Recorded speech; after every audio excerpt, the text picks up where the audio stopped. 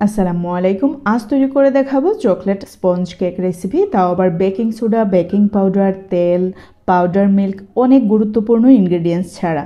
আশা করি আপনাদের অনেক ভালো লাগবে আর বাচ্চাদের জন্য নিঃসন্দেহে হেলদি একটি খাবার।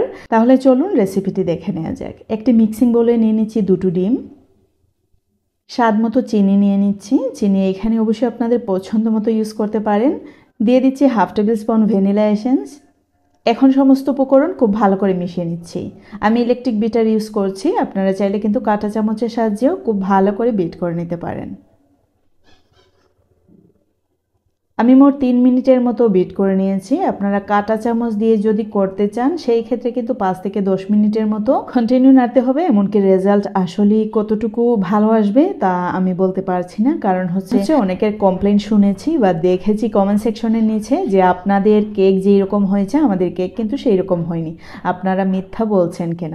তো আমি আসলে ওদের পক্ষে, মানে আমার ভিউয়ার্সদের পক্ষে, কারণ হচ্ছে অনেকেই আছেন, অনেক কন্টেন্ট ক্রিয়েটর আছেন যে ক্যামেরার আড়ালে ইলেকট্রিক বিটার দিয়ে বিট করে নিয়ে কাঁটা চামচ দিয়ে দেখায়।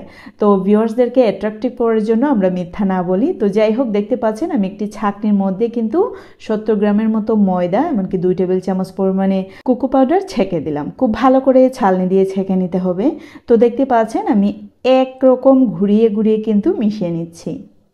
ঠিক সেই মতে আপনারাও করে নেবেন। আর আমি সাজেস্ট করব ইলেকট্রিক বিটার থাকলে অবশ্যই আপনারা ইলেকট্রিক বিটারটা ইউজ করবেন, তাতে করে রেজাল্টটা 100% ভালো আসবে। আর যদি কাঁটা চামচ দিয়ে করেন সেই ক্ষেত্রে কিন্তু এতটা ফ্লাফি হবে না, একদম থাকে বসে থাকবে। তো দেখতে পাচ্ছেন এখানে কিন্তু আমি কেক মোল্ড নিয়েছি। একটু তেল ব্রাশ করার পর একটি পেপার বিছিয়ে দিলাম, তারপরে আমি ওই লিকুইডটিকে ঢেলে নিলাম। আর এখানে একটি পেনের ওপর আমি স্ট্যান্ড বসিয়ে নিয়েছি আর দিয়ে দিচ্ছি একটি কিচেন টাওয়েল। এখানে আপনারা এই টাওয়ালটা ইউজ না করলেও পারেন। যদি মনে করেন যে স্ট্যান্ডের উপর খুব ভালো করে বসেছে তাইলে এই কাপড়টা ইউজ করার দরকার নেই। অনেক সময় দেখা যায় যে পুড়ে যায়, আর পুড়ে গিয়ে ওই পুরো গন্ধটা কেকের মধ্যে ছড়িয়ে যায়। আমি আমার এক্সপিরিয়েন্স থেকে বলছি, আমি চাই না আমার রেসিপি যারা ফলো করেন, আমার যারা ভিউয়ার্স আছেন তাদেরকে কোনোভাবেই টোকাতে। আমি যা খাই তাই কিন্তু আপনাদের সাথে শেয়ার করার চেষ্টা করি। তো দেখতে পাচ্ছেন আমি 30 মিনিটের মতো একদম কম আগুনে রেখেছিলাম।